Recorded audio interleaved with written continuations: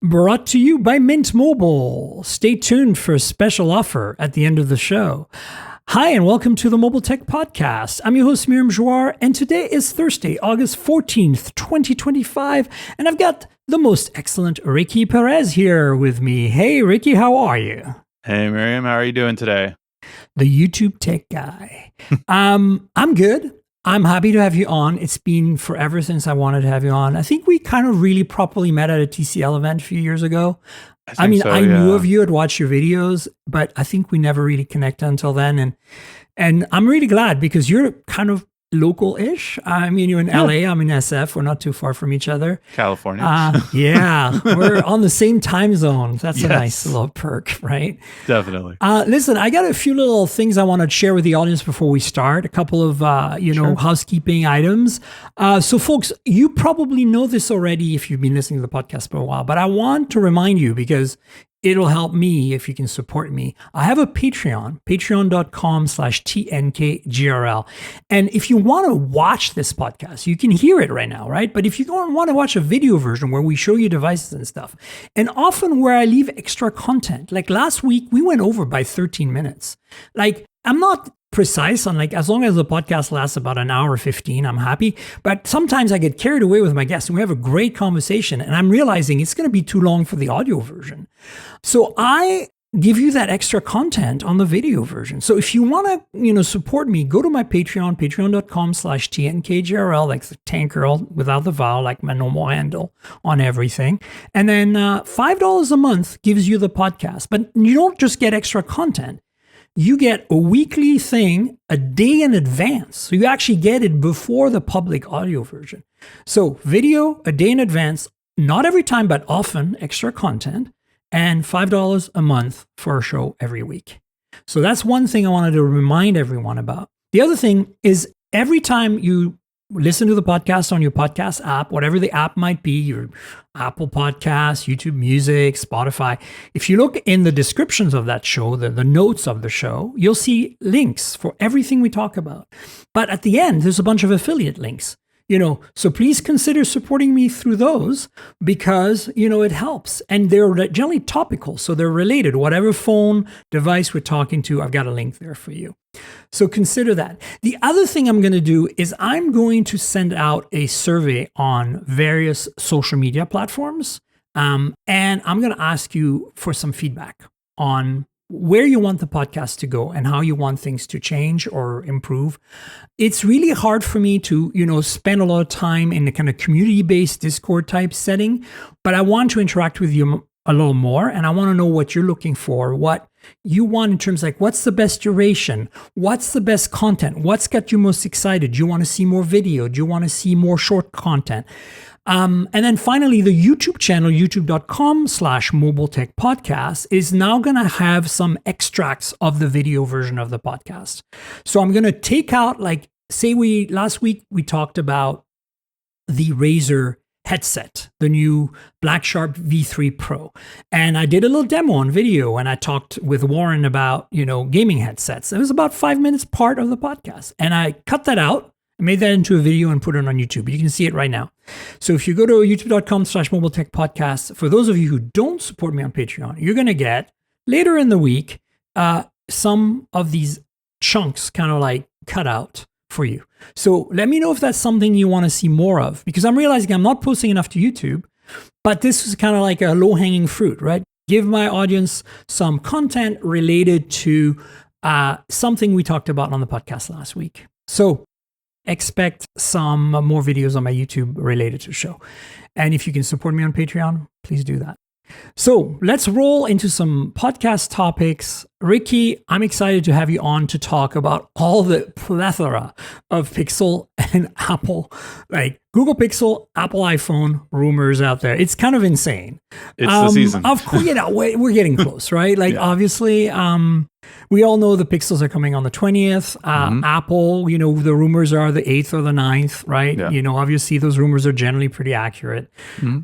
So I want to talk about some of the kind of rumors, leaks around these devices. And starting with the Pixel 10 series photos. They've leaked, so we now have photos of all the colors. Is there a color that stands out for you? I think I like the blue. Yeah. I like green typically, but it's a Oh, very me light too. green. It's a very light Yeah. green. I would want like my perfect color probably would be how the shadow blue of the Fold 7, Yeah, but that that in color is green. so insane. Yeah, in green. Like that would be like my perfect one. I think like I think some fun has done it where it's like a jade green or emerald green, like a darker green. Like that's my favorite kind. But if not, I'm partial to blue just because I always think it looks so clean and great in shots, right? We always look at what's good in shots. So I think green and blue are just really good ones. If I need to get it quickly though, I'll tend to order the white because not many people order the white and you can get shipping done quicker that way. So yeah, but I like a lot of the different colors we're seeing. I am a Pro XL user most of the Okay. time, Yeah. so that's probably the one I'm leaning towards. Same. So yeah, I just I do like. So I love the idea of the concept of the Fold. I got the first Pixel Fold, and then I didn't get the 9 Pro Fold. Mhm. But it's just because I want the best cameras. Like I'm Yeah, getting the Pixel for it's the funny, cameras. totally my what I like. So for me, I've been lucky to get the review units of all the recent Pixels from Google, Mhm. but including the Fold last year and the Fold before that, and the XL Mhm. last year, etc. So right now, my main is a 9 Pro XL. And Yeah. initially, when the 9 Pro Fold was announced, I was like, okay, that's it. I'm going to switch to a folding phone because Yeah. I'd been using a OnePlus Open simultaneously with an 8 Pro back Got it. then. Because I wanted the Pixel features, right? Like all the call features, which I actually use a lot. Yeah. The camera performance, which even though the OnePlus was no slouch, it was still I just love the Pixel camera so much.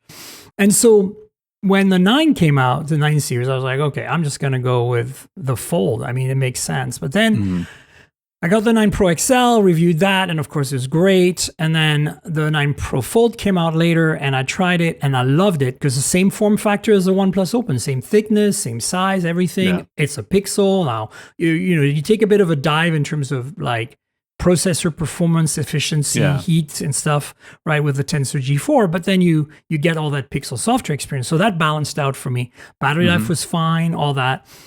But the cameras, even though they were pretty damn great, were not to the level of the OnePlus Open and definitely not to the level of the Pixel 9 Pro XL. So Yeah. I was like, oh, man, I can't have it all. I need to switch back to a bar phone.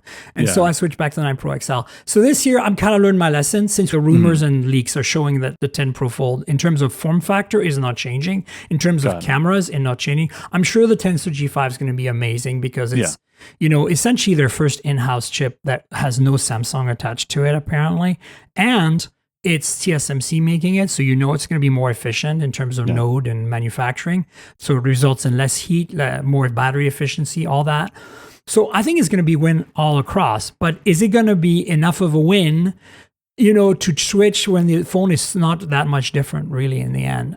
Because now that I've got the Z Fold 7 and I've got the Oppo Find N5 that are so thin and light and fold into something really like compact, I'm not sure I want to compromise that. So what I really need is an Oppo Find N5 that's a Pixel, and that's not happening for a while yet. Yeah. But the cameras too, like they are promising. We talked about this last week's in the rumor. You heard the thing about there's going to be some crazy zoom feature they're going to have, like maybe AI zoom, like we've seen on OnePlus 13 and on some of the Oppo phones, which really let you zoom like way beyond what you'd expect a 5x telephoto to do.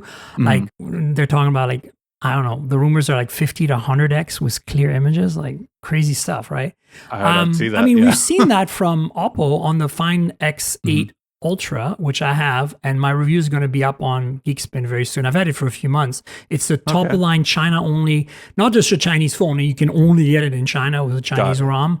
That phone can do 60x photos, no problem. Like they look, 120 looks okay. Like it's not good, but it's usable. Like which is crazy. And that's I think where Google is going. And I was kind of mentioning this on the podcast last week. If you have seen Stable Diffusion, take a prompt and generate the image. It starts with noise, right? And then the image just appears. Well, it's the same idea. Start with a crappy image, do diffusion on it, and you can get more detail. And it's all based on, of course, what AI thinks it's seeing, right? So that's the tricky part. Are you feeling excited about any of the camera features? I mean, the Zoom one sounds really interesting. That sounds like, especially like I can't wait to see your review for that, because I for the other phone, just to see that technology and how well it actually did with that kind of zoom. Pixel's cameras, I mean, how they got so good was through software, right? Yeah. They did not take the hardware route. They definitely improved everything through software. So I believe they could do something like that. But I mean, I just have always been a fan of their cameras in general. Most, I would say at least 50% of all my thumbnails are actually shot with the Pixel. Oh, wow. Yeah. Cool. Yeah. So I really do trust them when it comes to that. And it's something that they just do very well in terms of like, hey, this will look good on YouTube for a thumbnail. Like that, it's one thing I always use for a Pixel. So I always typically have one with me. And so very excited to see what new features they'll bring. But as far as I've heard, it's not going to be much hardware change except for the processor, right? So I am curious to see what software features are we really going to change? What is it going to be different? One of the things they've talked about in the rumors that I've covered in previous podcasts is you're going to be able to tell Gemini to edit a photo. Interesting. So you're going to be able to say, you see this photo, straighten the perspective on it. Interesting. Hopefully. Because that's one of the features that I had a big rant about the Google Photos last week. I don't know if you saw, I don't know if you're on the beta or whatever, but for me, I got the new interface and it's horrendous. We lost a whole bunch of features. Everything's been rearranged and everything is not intuitive anymore. And the biggest problem is that, remember how in Google Photos, if you back up to the cloud, you could just keep editing, right? So you edit the photo, you save it. You go back in, you keep all your edits and you add more edits and you save it. That's gone now. As soon as you go back in, it wants to reset all your edits to 0. And I think it's because doing everything on device. Oh. So this is coming to everyone. Like I'm just previewing it and it's making me just purely rageful at this point. It's so bad. Yeah. I will actually I mentioned earlier that I'm going to have YouTube videos on that are cut out from the show from last week. Keep an eye, folks, because I have my 5-minute rant will make into a YouTube video about Google Photos. Oh, I am absolutely devastated that they're doing this. It's a nightmare. It's completely breaking my workflow. Like right now, the perspective tool is completely gone. You can't correct perspective at all. Oh, wow. You know, in the crop tool, you get that thing that lets you like adjust all the corners. Yeah. So you can level and straight, not just rotate the whole image, but like, you know, do that this kind of thing, the trapezoid kind of adjustment. Yeah, if I wanted to put a picture in a picture kind of thing. It's gone. Yeah. Gone. Oh, wow. Gone. So I don't know if they're going to bring it back. I'm hearing rumors that they're going to bring it back because a lot of people are complaining to the Google forums about it. Anyway, I don't want to hijack the. Yeah. What's cool about this week's leaks and rumors about the Pixel 10 is we got the colors. And so let's go back to that for a second. I am really in love with that for the regular Pixel 10, that blue, which reminds me of the Samsung blue. Yeah. And I'm not going to complain about that lime green, yellow, limoncello is what they call it apparently. Yeah. I'm kind of on board. I'll take that. I'll allow it. It's good. But what I'm most excited about, frankly, is since you're a green person like me, that Pixel 10 Pro XL, that jade, it's gold too apparently on the edges. Oh, if you look carefully, you zoom in, you'll see. Yeah. You can see it's gold. Yeah, around the cameras right now, I could see, and then it's slightly the edge. Yeah, so I wouldn't be surprised if the edges are gold. Nice. But here's the thing. Almost every review unit I've had from Google has been obsidian or mostly actually porcelain. Porcelain's been the number one. And I love that. I'm fine with that off-white. It's a solid, decent off-white color. I'm not a big fan of any black phone personally. And in general, I don't like dark phones. They don't photograph very well. Yeah. It's just a personal preference in terms of like, specifically on phones for some reason. I don't know. I'm totally happy with anything else, you know, being a dark color or black. Yeah, porcelain I could do, but those other colors like that moonstone, ugh. Yeah. Grace. I mean, actually, you know, the other color that I'm kind of into is for the Pixel 10. I think the Pixel 10 has the best colors, honestly. Yeah. The colorful ones. What is that? Indigo? No, that's the blue. Frost. No. Is that? Yeah, the light blue, like a purple. It looks like a purple. Actually, you know what it looks like? It looks like the Pixel 9a color, that kind of purple. Yeah, lavender. I don't know. Like in between lavender and blue, really. It looks like, especially the edge. The edge of it is I'm into purple, that. lavender. I'm into that too. So those, as long as it's not obsidian, I'll take a Pixel 10. If you're listening, Google, hook me up with the right colors. And then for the XL, I will take that jade and maybe moonstone, but please, not with porcelain and definitely not obsidian. That's just me. Obsidian. Yeah, no, definitely. All right. So the other bit of news, it's mentioned at the very end of that story. Folks, I will put a link to these so you can see photos of these. Again, look in the show notes of your podcast app. Like any podcast app you're using is going to show you the description for the podcast. And in there, you'll see the links. One of them will be a link to these colors, an article from GSM Arena. I get most of my news from them. They're pretty awesome. At the end of that story, they mention something that is devastating, just like as bad as Google Photos and pissing me off big time. If it's true, no physical SIM on the 10 Pro and 10 Pro XL this year. In the US only. Like Google, you had the chance to be the voice of reason. Because this is a downhill spiral, right? You know that Samsung is going to do it next year. Guaranteed. Because Samsung only needed an excuse. They were just waiting for somebody else and this is only US. Again, we're getting shafted in the short end of the stick. Like, look, eSIMs are fine if you don't change phones often, if you're just a regular consumer. But my audience, you, Ricky, we're not the regular consumers. I swap SIMs all the time. I live in 2 countries. I swap SIMs literally all the time. Like every month I'm in a different place and I'm flicking around my SIMs because I don't want my main phone to always have the same SIM in it. And eSIMs are such a pain in the butt to deal with for that.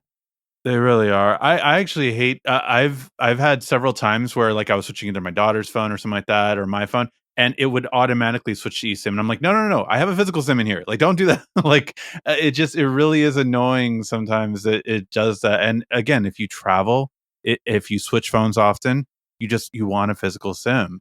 And the one really thing I thought was interesting is why the Pixel Fold is the one that's exempt. Like, why? Okay, so I have a theory about this. Please let me know. So hear me out. So Apple, when they first did it, the first year, which I think was the 14, it was literally just in spite. Like they just did it to piss us off. Like I swear that really just did it that way. I think it was to be more in bed with the carriers. The carriers really love that idea, right? It's like locking phones to a SIM, right? Yeah. Even though the phone is unlocked. But on 15 and 16 iPhone, and we're talking about iPhone 17 in a minute, what they did, they were smart. Apple, engineering at Apple is strong. I will give them that. And they were like, hey, listen, if we remove the SIM tray, we did remove the SIM tray. Why don't we use that space for something else? Right? So if you look at the iPhones sold in the rest of the world, Canada included, versus the iPhones sold here on the 15 line and the 16 line, they don't have millimeter wave. The millimeter wave antenna is exactly where the SIM tray would be.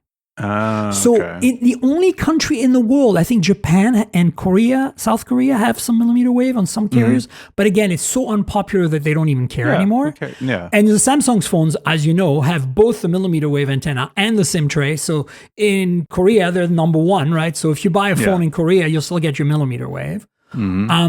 But for Apple, it was like, this is for Verizon. It's not just millimeter wave for the US.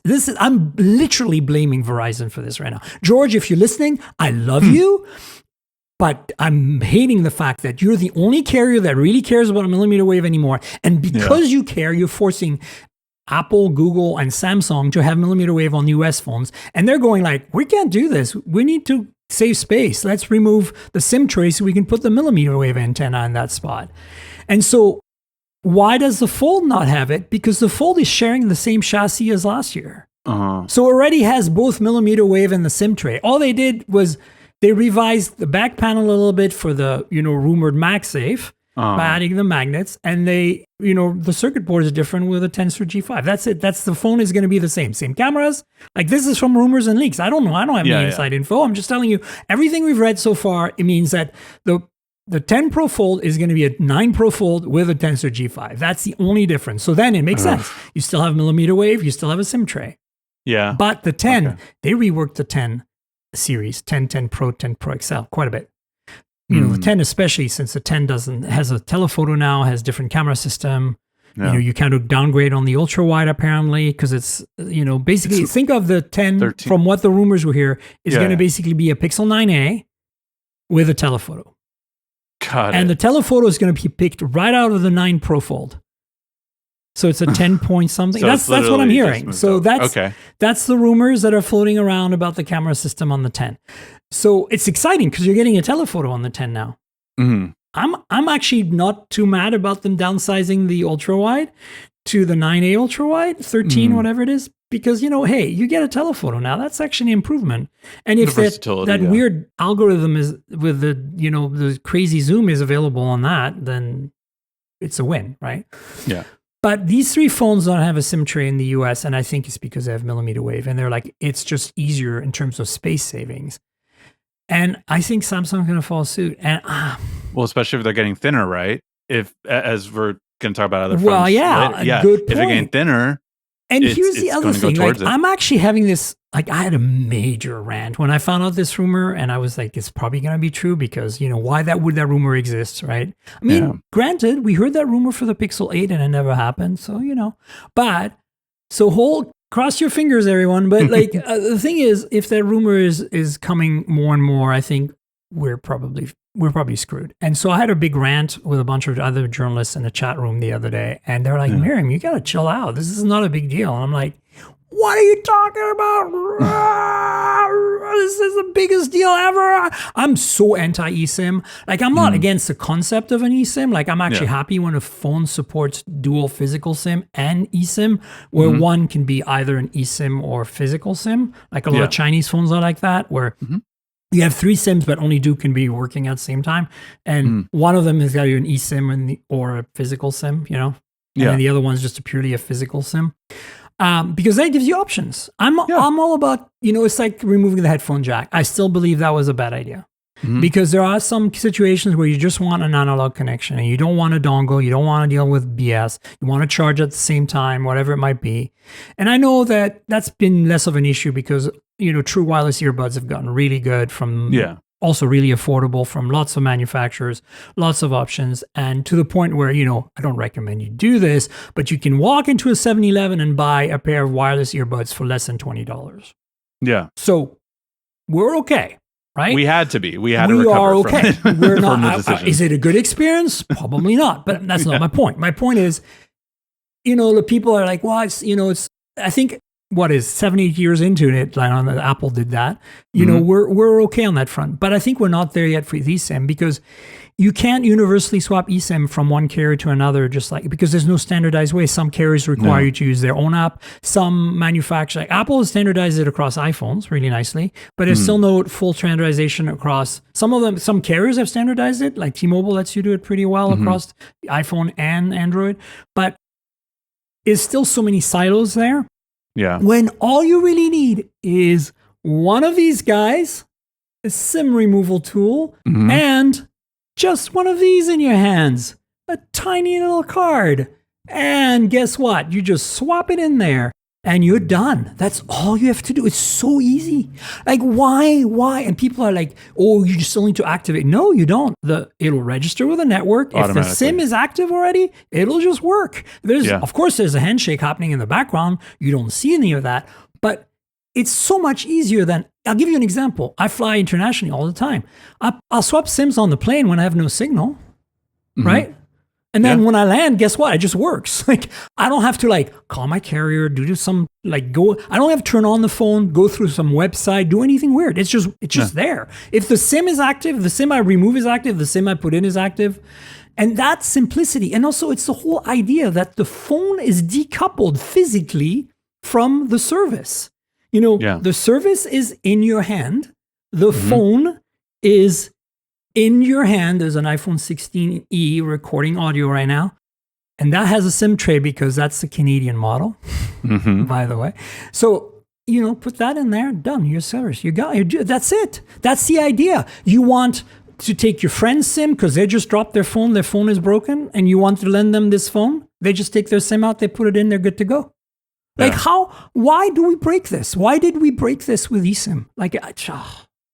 And Because especially carriers. like if you're, it's really a benefit for the carriers and it's less choice for the consumer. And that's what's really always frustrating, right? Because you want it to be, like you said, if my friend broke his screen, well, then it's really difficult to change the eSIM from one phone to another, right? You at least want both screens operating.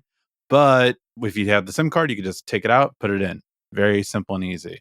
So it is definitely less It's options. anti-consumer. It's just like Yeah. the headphone jack. I'm sorry. I'm going to stick to that until I die. Until I swear to God, on my tombstone, it'll say hated eSIMs. Always hated. Oh, Like goodness. bury No, me with my SIM card removal tool. I know. Exactly. And there'll be like a statue of a SIM card removal tool on the tombstone. Yeah, 100%. Yeah, so the other news we have here around the Pixel 10 series, this is actually real stuff. This is not a leak or rumor. Google teased us with the Pixel 10 Pro Fold, and yes, it looks exactly, as I said, like a 9 Pro Fold, and we already knew this. And look, I'm not mad at Google for not making it thinner. It's a tough order. Like, Google is not as phone design engineering savvy as like Samsung or Apple or the Chinese. And they acquired a whole bunch of HTC engineers at one point. So I'm not giving them like saying they don't know what to do. I'm just saying that in general, they don't seem to be quite as gung-ho about pushing the envelope, right? I was really surprised actually last year with the 9 Pro Fold. I was like, whoa, you went from this very prototypey first gen Fold to essentially a OnePlus Open competitor. Like, kudos. Yeah. But they couldn't pull that off every year, right? And that's why now they really need to catch up. And I know next year it'll be dimensionally identical to the Z Fold 7. I think the Z Fold 7 and the Oppo Find N5 and the Magic V5, they're going to continue duking it out in China for like a quarter of a millimeter thinner here and there. But that form factor, we're there. We're there. Yeah. We're pretty much at a place where a bar phone is the same size as a folding phone. So I think that's where Google needs to be next, and they're going to be there. It's just a matter of like, I think what happened is they could have maintained the 9 Pro Fold an extra year, in my opinion. But the Tensor G5 is going to be I feel like it's going to be such an improvement, being TSMC, being in-house. Also, I think a lot of this AI zoom technology they're going to do is dependent on the new NPUs and stuff they're going to have in there. Yes, they have to. Because apparently, since it's all custom in-house, it's custom ISP and stuff now, right? So I feel like, I'm speculating here, but I'm feeling like that's why they're like, look, let's just reuse that chassis, just put a new circuit board in there, add the MagSafe, and be calling it a day, And I can't really blame them for that. At the same time, I really would prefer if they'd done something thin and light and awesome, I mean, so here's my thing, but if they're going to do that, right, totally fine. But what about price, or what about trade-in values? Can we help with that then? Like, I'm okay. Like, if they would undercut Samsung, Oppo, and all these companies on price, then I think it's not only an argument to be competitive, but possibly even better then. Like, oh, well, this is better for most people if it's $200 less, $100 less, $300 less. Then it really kind of gets in the conversation. So that would be my thing. I'm okay with you not changing, but then what is going to be the trade-off kind of thing? Like, can we see better trade-in values for people that had the Pixel 9 Pro Fold?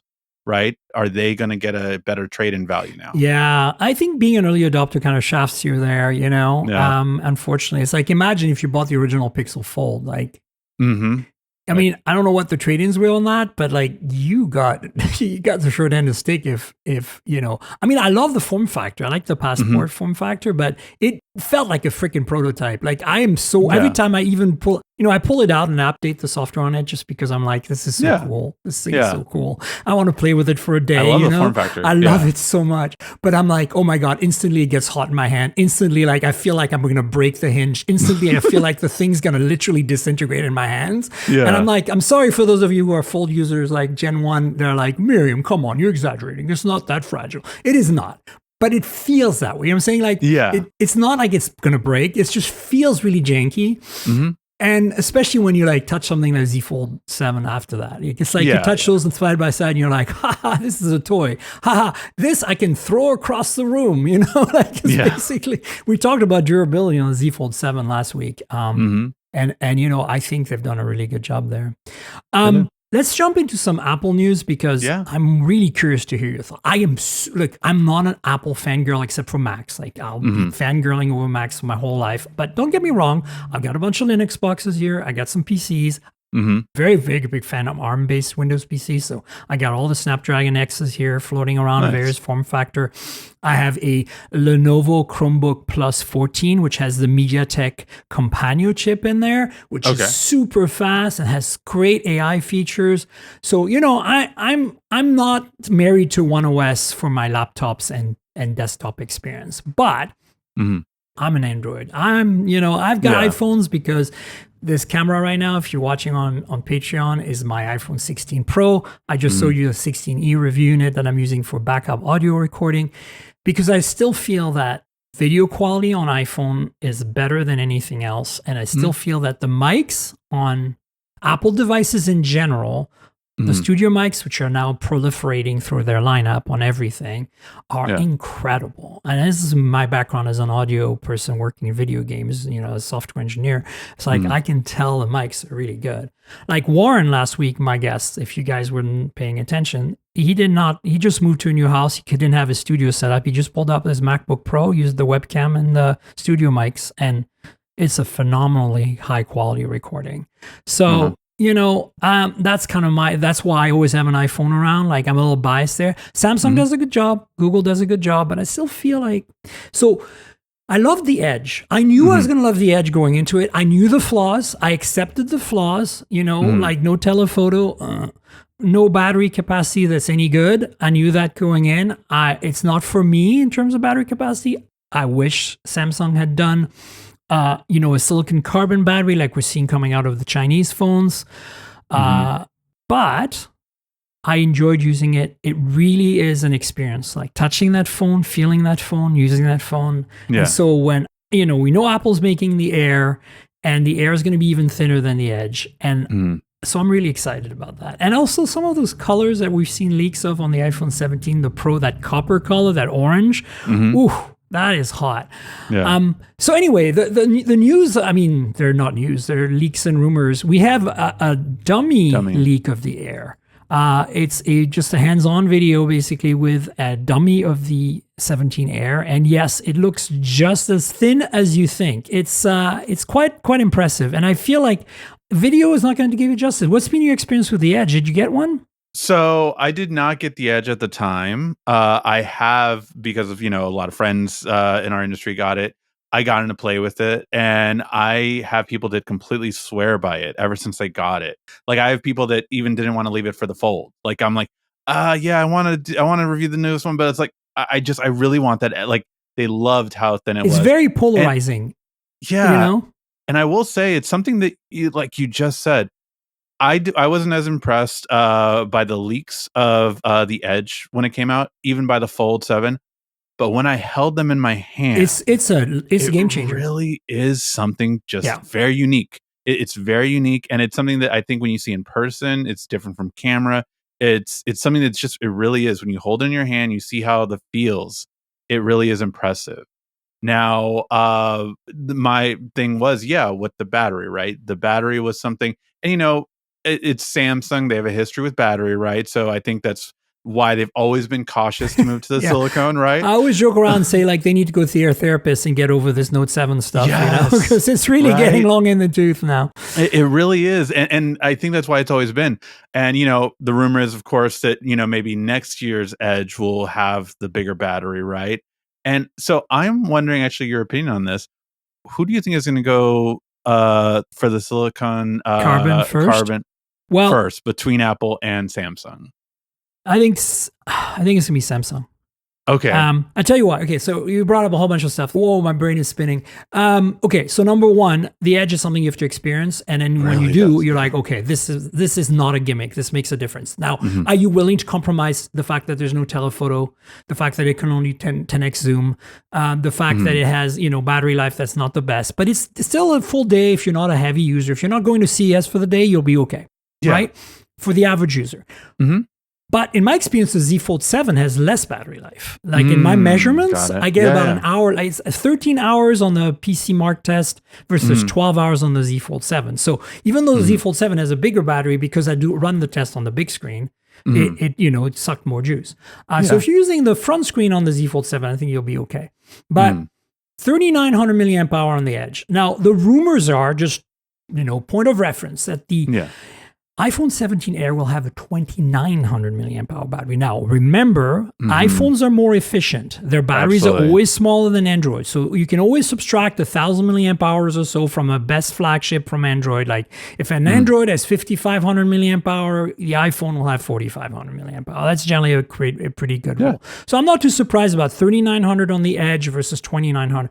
Now, who cares? We'll test it. We'll find out. But in that little hands-on video, they're showing it next to the edge, and it looks even thinner, like visibly thinner, not just you feeling it's light and thin. So I'm really excited to see what it actually feels and looks like when we get it. But more importantly, battery life, I'm sure is going to be just like the edge. Like it's going to be a good one-dayer, but not if you're a heavy user at CS all day or something, and that's not going to work for you, right? That's when you need a Pro. That's when you need an Ultra, right, for Samsung or a Z Fold. Maybe even the Z Fold's not that great, as I said, for battery life. But that being said, what I'm like worried about, not worried, but like kind of questioning is how they're going to do the single camera. Because like, okay, Samsung was like, okay, we're putting an ultra wide in that thing. Okay, it's like, it's a 12 megapixel and it's fine. And we're putting that big 200 in there so you can zoom in a little bit better. Great. Smart thinking, Samsung. Good. But now this thing has a single camera, and I have this, again, 16E here, great, but that single camera, you really miss the ultra wide. The zooming's fine up to maybe 4x or something, it's not too bad. But, and again, AI algorithms could be a thing that Apple brings to the table. That, I mean, again, if you have a OnePlus 13 and you punch into 30x, you get this AI algorithm, and it's really impressive. So if you've ever used a OnePlus 13, any of you out there, you know what this can bring to the table. But now imagine, an even stronger telephoto than 3x, like the Oppo Find X8 Ultra has a 6x telephoto, a second one, right? So now that's how I can reach to 60x and do these crazy photos. And it's at a really big 50 megapixel sensor. It's like some fucking massive thing, right? They've gone all crazy with it.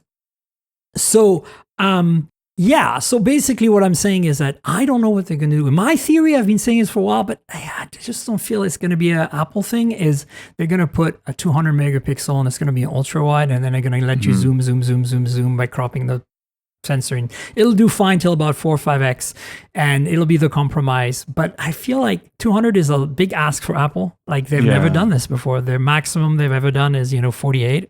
But the other thing is, they do in-sensor stabilization too. They don't do optical, so they do sensor shift, except for the 16E. They do the whole sensor moves around. So that how do you do that on a super thin phone? So I'm trying to figure out what's going to happen to the camera, because Apple cannot compromise. Like the only compromise I can see them doing, like, well, you don't get an ultra wide, sorry. Yeah. Or there's some crazy tech where there's a lens that slides over. Yeah. And it becomes an ultra wide. Like, I don't know, like, who knows? But Apple really is not good at doing the first thing first. You know what I'm saying? They're not. That's why I think, answering your question again, I think Samsung's going to be the first silicon carbon, despite them needing to see a therapist and all that for the Note 7 stuff. Like, they're going to be before Apple, because Apple doesn't really need it either. Their battery life, their users, walled garden. Their users don't know what an Android battery, they don't know what a OnePlus 13 does with a 6,000 milliamp hour battery. They have no concept of, this phone I'm going to talk about later, this Realme phone here with a 7,000 milliamp hour. They have no idea what that means. No idea. So they're like perfectly happy in their walled garden. So if the phone delivers 1 day battery life, then you can plug it in. And especially, Qi 2 25 watt wireless charging. And, I don't know what the wire charging speed is on iPhones right now. I think it tops out at 45 watts on the Pros. That's not bad. Like a smaller battery like that's going to charge it real fast. Yeah. So I think, look, putting myself in the mindset of an iPhone user, I think it's going to be okay. It's the camera I'm worried about. So here's my thought on it. One, I do think that the camera is fine for the average person, which is what I think they're trying to get, right? Instead of going from a 16 to a 17, now spend a little bit more money and get the 17 Air because it's nice and thin and it looks beautiful. And it's a status symbol, right? Yeah. Absolutely. So I think that's what they're going for. As we were talking, though, I totally pictured iPhone 18 Air Pro. and then they add the second camera. yeah. They would totally do that. Oh God. I was thinking of the most Apple thing you could do. Like, and I could totally see that happening. Like, okay, wait, it's like, 0.2 millimeters thicker, but now we have a second lens kind of thing on the and we 18 charge you an extra Pro. $1,000. Yeah, so definitely picture that. Yeah, I think they're going to use a similar camera to one of the ones they already have, though. I do not think they're going to make. I agree with you because they're so 200 conservative. Exactly. Yes. And I hope they use one of the Pro cameras with a sensor shift if they can pull it off, because that's a really good sensor and a really good camera system. Definitely. And if they have some kind of way to swap the lens around, that'd be kind of insane. I don't know how they can pull that off in a super thin device, but you never know. This is the thing. Apple sometimes does something completely off of left field that really becomes a standard in the industry, because even though they didn't do it first, like in the case of the sliding lens here, we have a precedent. There is a phone already out there, the Pura 80 from Huawei, that has on its telephoto 2 zoom differences, but instead of doing the Sony thing where it's a periscope where there's a motor that moves the lens around to zoom in and more, this is literally they swap the lens in front of it. So it's like lens, other lens. Yep. And then you get more zoom. And so they could do that. I don't know if they will, because it's probably adds thickness, because now you have to have mechanism and stuff. I don't see them doing that. And also more fragile, blah, blah, blah. Anyway, the other rumor we have is that the base storage on the Pro, which is basically not the Pro Max or whatever, or Ultra. Supposedly they might change the name to Ultra this year. But another rumor for you. But that phone is going to actually start at 256 gigs of storage. Welcome to the party there, Apple. Great. Thanks for catching up on the rest of the world of flagships. Although, to be fair, Pixel's been pretty bad about base storage as well for many years. But, again, this doesn't matter. What I'm more excited about with Apple rumors, since we're going to wrap up on those right now, it's probably going to take us a little while to wrap up on this one because I want to hear your thoughts, is I haven't talked about it yet, but there is been ongoing rumors of a cheaper, like $599, $699 MacBook that doesn't make any compromises in terms of like that amazing build quality materials, aluminum, blah, blah, blah, because Apple has honed those manufacturing processes. Might maybe compromise a little bit on the display, I don't think on resolution, because they're very much onto that Retina thing, but in terms of maybe the total size and resolution. The way Apple Macs work for resolution, by the way, is they all use a multiple. It's like iPhones. They always, if they have a very high resolution display, basically the UI runs at half the pixel size. It treats every pixel like 4. You know what I'm saying? Yeah. So you get sharper images, you get sharper text, but the UI elements really are made out of four individual pixels, and they're like dithered properly, and so they don't actually do any kind of intermediate. That's why you often hear Mac users saying, I can't use a 4K display. It has to be a 5K, because with a 5K, the resolution is a multiple of the UI renderer, right? So you don't get weird sub-pixel. If you can use a 4K display on a Mac, but if you start looking closely, you start seeing that, it's creating like half pixels, basically. Like it's not optimal, is what I'm saying. Yeah. So, and this do the same with the iPhone. So I can see them like changing the display a little bit. But here's the thing that the rumor has been about. Like, I'm all on board to having a more affordable MacBook for everyone. The rumor is that's going to have an A18 Pro chip from the iPhone 16 Pro last year. So it's not going to have an M chip. And I think a lot of people are freaking out about that. And I just want to hear your take, but I want to tell you that I'm not worried about that, because here's the thing you have to understand. If you look at the benchmarks, this A chip from last year, right? It 18 Pro, whatever it's called, is about the same performance as an M1 or M2 chip, right? But it's a phone chip.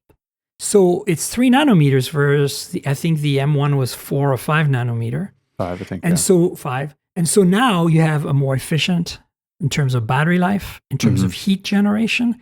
So you can make maybe an even thinner laptop, smaller, less material. So you save on money. That's how they can reach a price point. And if they want Apple Intelligence, it's going to have 16 gigs of RAM, right? And so They might sacrifice that and go to 8 gigs, which, by the way, runs perfectly okay on any Mac. I mean, unless you're like, again, think not you power users, not me, not Ricky. Think the average person who is a college student, needs to take notes in class, go to the coffee shop with their Mac, but they want a Mac and they get all that awesome experience in the walled garden and everything else. That's where they're going for. And it's kind of amazing that, netbooks back in the day, 20 years ago, whenever it was, were a thing, but they were all cheap, plastically crappy, small screen, bad resolution, slow processors, whatever. And Apple at the time was asked, like, why would you ever do a netbook, an affordable MacBook, basically? And they're laughed at everyone. And now we're getting there. If that thing is $699, you're going to say, I can still buy a $300 Windows laptop at Best Buy. Yeah, but it's a piece of crap, right? Like, let's be real. This thing is going to be as good as a $1,000 Windows laptop. Let's be real. Okay, so now we have $699. We're getting there. So if you have to put an A18 Pro in there, I'm in it. I'm on board. I really think this is exciting, especially if you're a Mac user. Yeah, no, I mean, I think look what they did. Was it last year or 2 years ago with the Mac Mini, making it affordable? M4 was last fall. So yeah. That one, like, I think shocked everyone, That's what including I'm using like right PC now, users or anyone. Yeah, like it that just and it really a Samsung 5K monitor. There you go. So I really think it shocked everyone, and I'm always for more affordability, anything that's pro-consumer kind of thing, right? So I think that making something like this would be great for that purpose. And like you said, this is going to be geared towards students and people that literally like do the coffee shop stuff, right?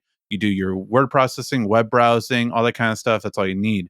I actually was questioning, though, if it was going to be 16 gigs of RAM starting off, or were they going to do 8 gigs and then, the 16 gig will be if you spend $200 more or something like that, this right? Is actually, I'm thinking it's going to be 16 gigs simply because they've been very clear they want Apple Intelligence across the board, and right now you can only do that with 16 gigs on every OS they make. So unless something changes there, I don't see...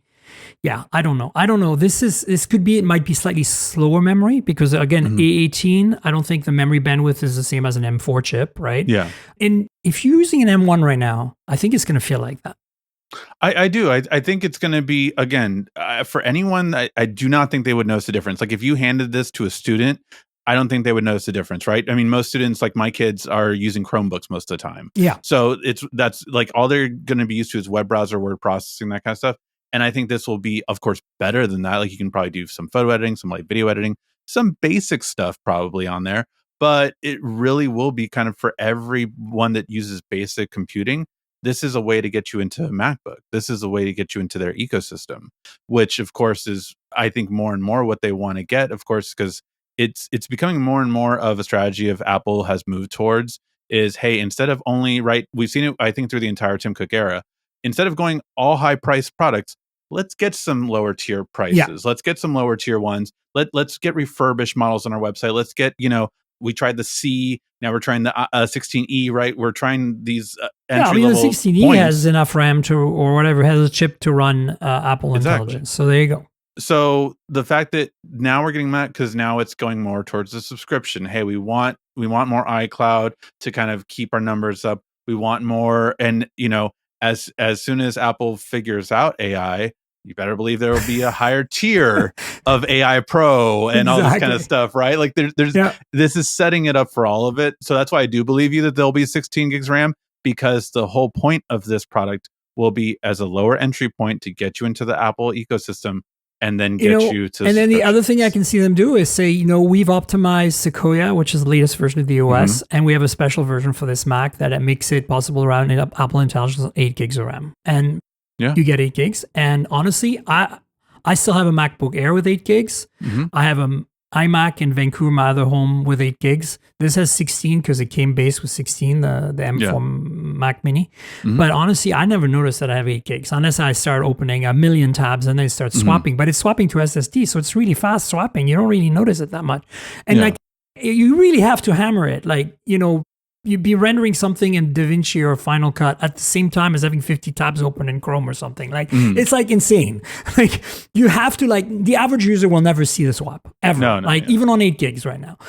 So I think they could do 8 gigs. But I agree with you. It's more likely to be 16. Yeah. I'm super excited about this one. I will actually freaking buy one. I think I'm it's not great. joking. I will, because at that price, I don't care. It's like a business write-off at this point. It's like, I have a spare Mac to fool around if I need it. Let's talk about a few more news items. I want to kind of rapid fire through them a little more. Oh. OnePlus 15 is rumored to come in a crazy ultra black color, like a Vanta black. I don't know if you're familiar with that color. It's like super deep black. Yeah, fine. Bring that on. I'm not, again, I don't feel really great about the darker colors on iPhones. I mean, on phones in general. And so hopefully they, it doesn't look weird. Because Vanta always looks really weird on cars and stuff. So I hope it's not that intensive and extreme. But at the same time, it's an interesting rumor. And I thought I'd just bring it up. Also, related to that, we heard rumors this week of them.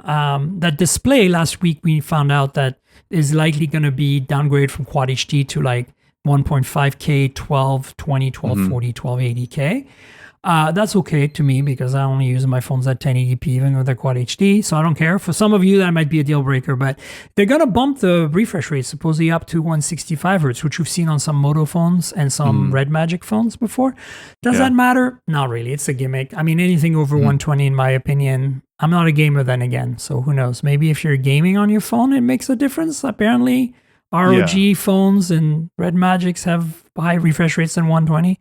Ricky, do you care? Does it matter to you? I would say only when gaming. I mean, I've loved the Red Magic screens. Don't get me wrong. I think they look good, kind of thing. But yeah, I think most people. I think all phones still come by default, usually 1080, and then you have to increase it to Quad HD.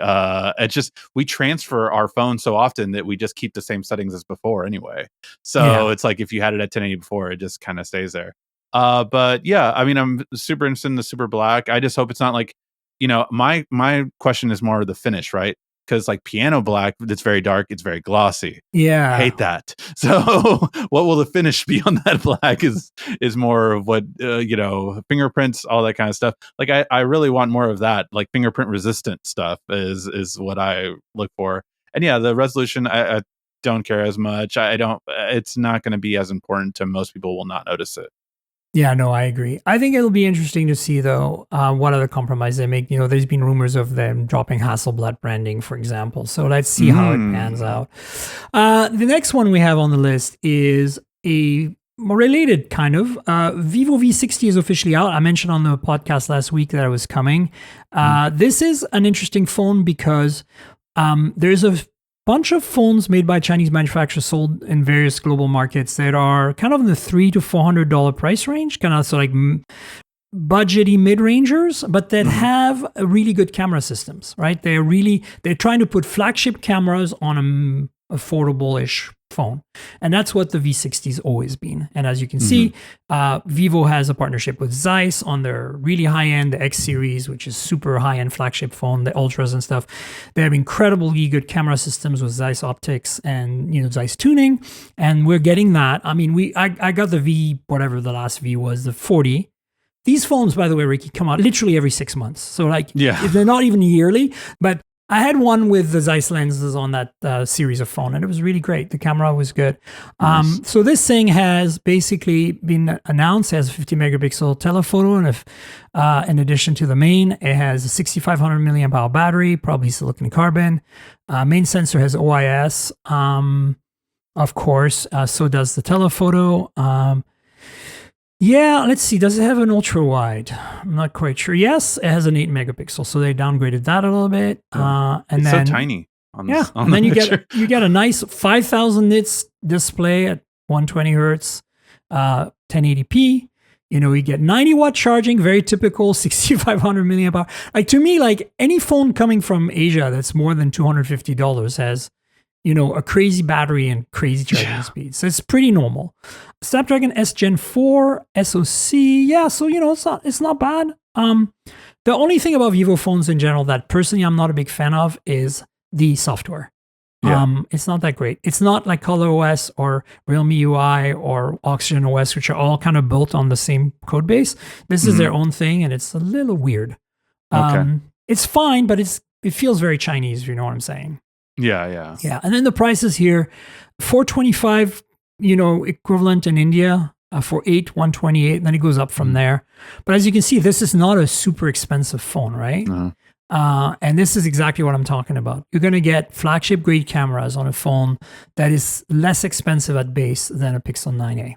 Mm-hmm. And that's kind of what it's competing with if you think about it, because Pixel 9a has really good cameras. And it's really good. I love that blue color, by the way. Yeah. That They blue always have looks great. so They also good. have always great colors on these. Like they always kind of blingy. Mm-hmm. I dig that. And there's a circle flash ring thing in the back. They always have that. Vivo's always done the ring flash thing. Got it. So that's the Vivo V60. There'll probably be a V60 Pro at some point. Typically, they're coming out around the same time, so stay tuned for that. The Pro will probably have a slightly better processor. We'll find out. Maybe bigger battery, maybe wireless charging. Honor has a couple of news items that I found, or leaks and whatever you want, rumors. Yeah. Magic V Flip 2, which is their flip phone, is coming. And it's coming on August 21st if you want to mark your calendars. But what I'm really excited about is this Jimmy Choo edition with the crazy design on it. It looks so and the beautiful. colors in general. Are you into this? I love the design on this one. It really, like, if I would show this to my wife, I would probably need to get it for her. Like, it looks well, the good so news is beautiful. Honor does support GMS, so you should be okay. You might not get all the bands, but it is, we don't know what the platform is on that, but it typically Honor is a Qualcomm partner, so you're going to get a Qualcomm chip. So you might get a lot of the bands for the US. And let's start seeing more of it. Like the Moto just had theirs too, right? The Razr.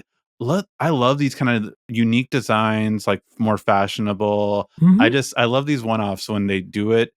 Hopefully they can keep the price a little bit down, but I know the brands they're working with are very expensive. But it's so the nice Razr looking. Brilliant Edition or whatever it was last week. We talked about that on the show. Yeah, so again, this is more of a PSA. Keep your clocks tuned for August 21st for this phone to be revealed, and salivate at the colors, because that's basically all I'm doing right now. But more excitingly, and I think this is a good segue for this phone here I'm going to show in a second. I kind of already showed it. I teased you. So I have this Realme 15 Pro that came. We covered it on the podcast a few days ago when it was announced. Now it's out of the embargo. They send me pretty much every device. As you can see, it's very, very thin. I actually have the specs up. Let me tell you how thin this phone is. It's not like edge thin, but it's thin. 7,000 milliamps, if I'm not mistaken. That's the big news. It's a 7,000 milliamp hour battery for sure. But in terms of thickness, it's actually pretty reasonable. It's only 7.7 millimeters or 7.8, depending on the finish in the back. I think one of them might be like a slightly thicker cover or something. Just don't let that battery scare you in terms of like, it's going to be chunky. But what's also interesting is that you see 3 cameras back here, yeah? Well, this one right here, if you look very carefully, is completely fake. It is just not even a sticker cam. Why? Not a 2 megapixel for the sake of a 2 megapixel. It's actually, and I don't know, this is the first time I've blatantly see this. Usually you see this on like really cheap Shenzhen brands, but not like Realme is a pretty serious brand. And I don't get that. This is really ridiculous. The rest of the cameras are great. It's 50 megapixel all around. It's got a 50 megapixel main with OIS and has a 50 megapixel ultra wide and a completely fake lens. Yeah. And the 50 is in the front as well. And as you can see, because this is a Realme phone, it's essentially running the same OS as Oppo and OnePlus. You can see here the icons. The design is very similar. This is a beautiful screen, so it's not LTPO, it's LTPS, but it does refresh at 120 hertz, and it has all the trimmings. Also, charging speed on that battery, 80 watt silicon carbon, of course, so no wireless charging still, of course. And then in terms of price, it's about $350 roughly. And then the processor on that is, let's see, Snapdragon 7 Gen 4, like the Vivo. So this is basically kind of like a Vivo V60 competitor, but without the Zeiss branding. And there's going to be a Pro Plus. So they always make a Pro Plus, and the Pro Plus is their V60, their V series competitor. It's always the camera centric one. So it always like cranks the cameras to 11. So the third camera will be real. It's probably going to be $50 more, and it's going to have that. Yeah, that's going to be replaced with like a 50 megapixel telephoto, 100%, like a 3X or something. Yeah. It's not going to be a huge sensor, but it'll have OIS and everything. Yeah. Yeah. That's what I love about the Chinese manufacturers. They don't mess around, man. Like you can get a phone for $350. If I told you could get a phone in the US that had better than 1080p display, OLED, 120 hertz, Mhm. 350 megapixel cameras, never mind the fake one in the back. Yeah. 7,000 milliamp hour battery, 80-watt charging in 7.8 millimeters thickness.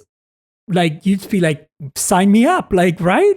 Yeah. No, it really is something that I wish we could have those kind of affordable phones here, because it really is just, it's such, to have that kind of battery for the average they're all consumer 2-day battery life, would no be, problem. You don't even have to think Yeah. about it.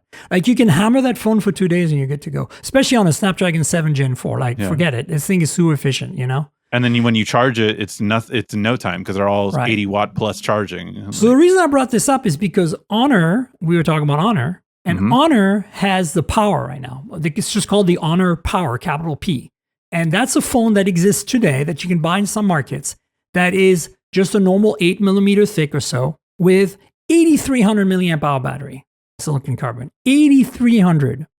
Wow. Well, this news item says, and again, this is a rumor, but I would not put it past Honor. Honor has been the leader of silicon carbon. They brought silicon carbon first. They're the first ones to push it hard. Yeah. Realme, that I just showed you, has already shown a prototype of a 10,000 milliamp hour battery phone, a prototype of the same thickness, 7.8, 8.1, something like that. Yeah. Well, guess what? The rumor is that Honor's Power 2, next year's model, be 10,000 milliamp hour. They're That's going insane. nuts so.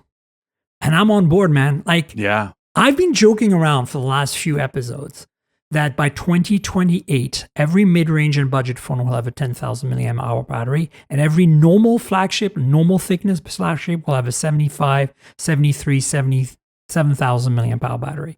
And then the thin phones, like Air, Edge, will have like 6,000, 5,500, because all silicon carbon. And every single phone will charge between 80 and 120 watt. I can't wait. I mean, feel it. You know, maybe not Pixel, iPhone, and Galaxy, but I'm talking about China here. Yeah. And that's the thing. Like, I can't wait for the 3. Apple is its own thing with battery, but like, definitely Pixel and Samsung, I can't wait for them to catch up, because it's just like, they've been stuck at 5,000, right? Like, that's the limit kind of thing forever. And to 10,000, doubling it, that's insane. And I love it. I can't wait for more and more competition. It's a game changer. And I think that, you know, it's hard. It's going to be hard. Like, I feel like in the same way as, you know, with what's happening in terms of politics, what's happening in terms of the economy, in terms of global, you know, the general way the world is happening right now, I feel like we're going to get left behind in North America in general. Like, we lose the SIM tray, you know, we're not incentivized for electric cars and EVs. You know, China is going to eat our lunch in that domain. Like, they're already selling in Europe. Canada is thinking of adopting Chinese EVs because, you know, they're getting mistreated by the US with tariffs. So they're like, okay, fine. Well, we don't want our car industry to die. So we'll get the Chinese to come and build plants in Canada and build Chinese cars. And our workers will have jobs and foods and families they can feed, you know? And so I think we're shooting ourselves in the foot, because if the only choices we really get, especially if you've heard the rumors, the government was thinking of banning OnePlus.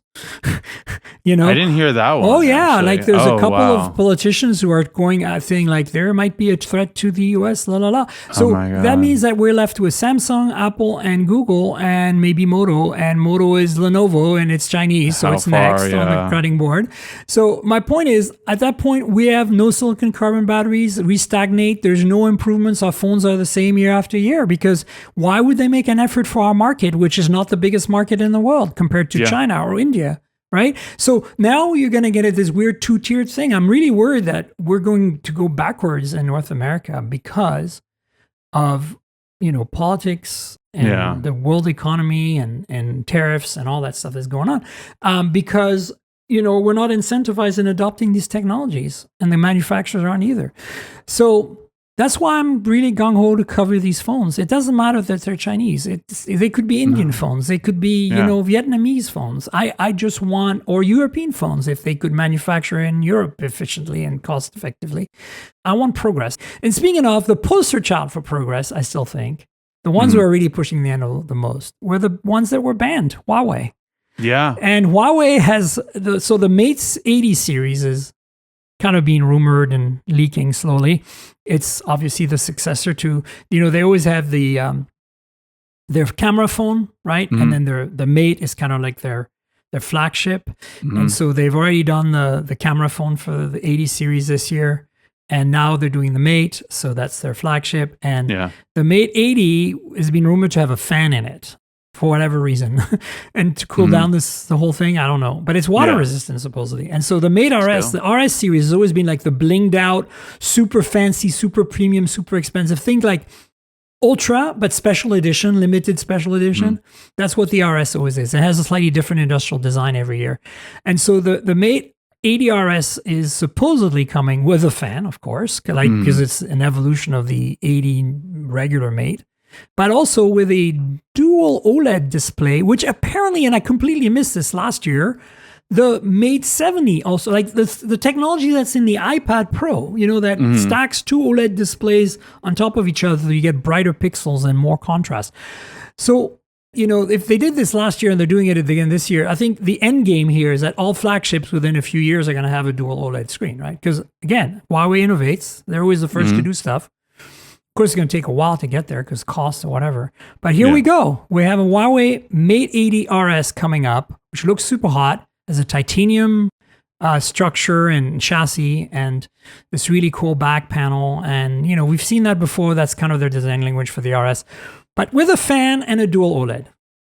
Craziness. I love the red color too. It's very Iron Man-like. Always very nice. I dig it. Like that red and gold. I really, really dig it. The last item we have is MediaTek. It's supposed to be launching. This is a rumor. I don't have any. Yeah. They're a sponsor, but they don't tell me everything in advance. Yeah. Supposedly, the Dimensity 9500 is coming on September 22nd. And this is a day before Qualcomm's going to announce the 8 Elite 2. Supposedly. So who knows? Like this is kind of funny, I think. But look, the reason I'm bringing it up is because I'm very excited that we're getting these two chips roughly around the same time, because it means we're going to start getting phones in October with these chips this year. Right? Oh, you think about it. Okay, yeah. It could phones be like the Oppo Find X9 series, phones like the Vivo X300 series, are probably going to have that chip, the MediaTek Dimensity 9500. And of course, we're going to see Snapdragon phones, of course, coming as well around the same time with the 8 Elite 2. So I'm actually really excited. It's a little earlier in the year. I'll be in Maui for the Qualcomm thing, but it's a little early in the year for these flagships to come out. October, geez. Yeah, it's great. Like, I like competition, right? I think competition, like we've both said, we're very pro-consumer, so competition's always good. So I like little rivalries like this. Like, that's kind of the fun about it. Yeah, exactly.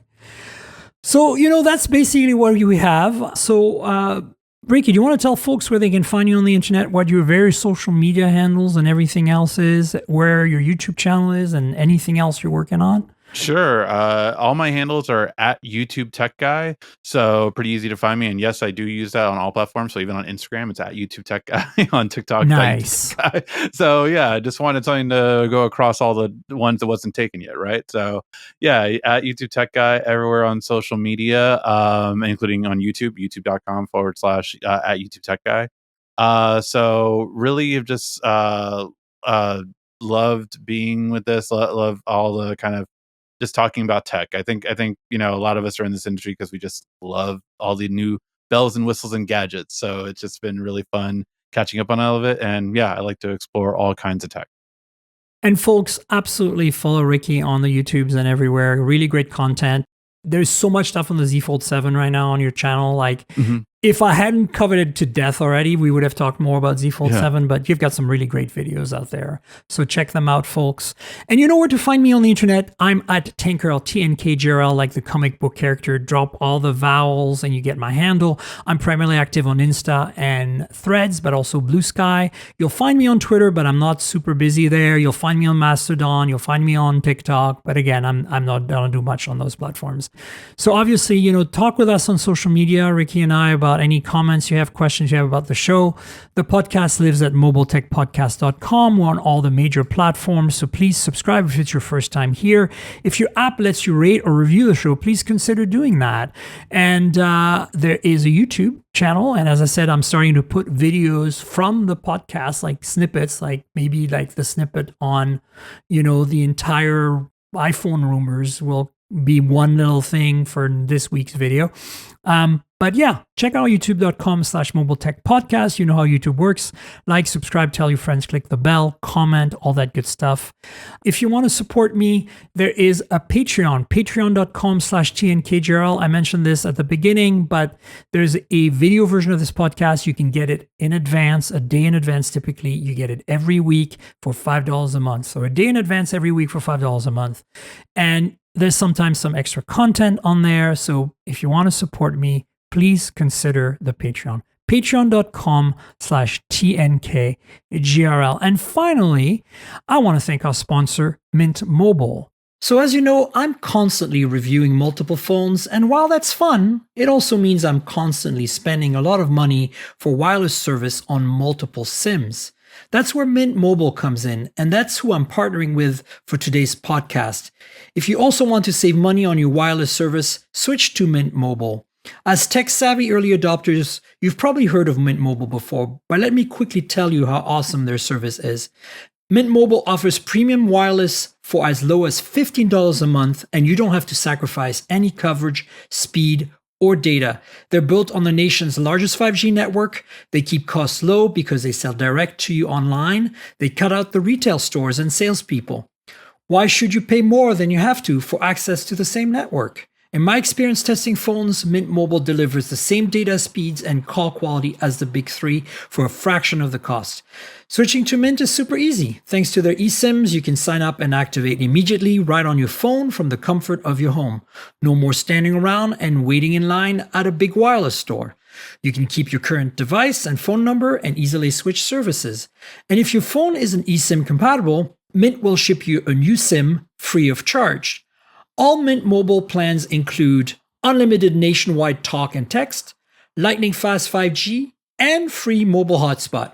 Mint will show you how much data you use each month and recommend plans that save you money. Mint also offers a modern family plan that lets you set up a super affordable family plan with as little as 2 lines. Use my link mintmobile.com/mobiletech to get premium wireless starting for $15 a month. That's mintmobile.com/mobiletech. Stop paying more than you need on your wireless bill and start saving big with Mint Mobile. And Ricky, thanks so much for joining me this week. I really appreciate you coming on the show. Thank you for having me. I'm always open to come back, and I had a lot of fun just talking about all the new fun tech going on. Absolutely. We'll have you on the show again in the future. And folks, we'll have another show next week. So stay tuned for that. Until then, cheers, everybody.